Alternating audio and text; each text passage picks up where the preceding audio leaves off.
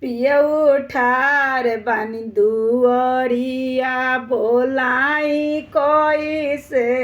पिया मोरे ठार बानी दुअरिया बोलाई कैसे हो बोलाई कैसे हमर ननद बारिलू बुढ़ियो जगाई कैसे हमर ननद बारिलू बुढ़िया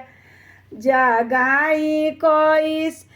पियऊ ठार बारे दुअरिया बोलाई कैसे हो बोलाई कैसे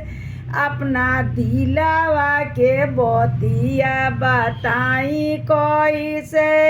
अपना दिलावा के बतिया बताई कैसे पिया मोर ठार बारे दुअरिया बोलाई कैसे ननदो हमर बैठल बारी आंगनावा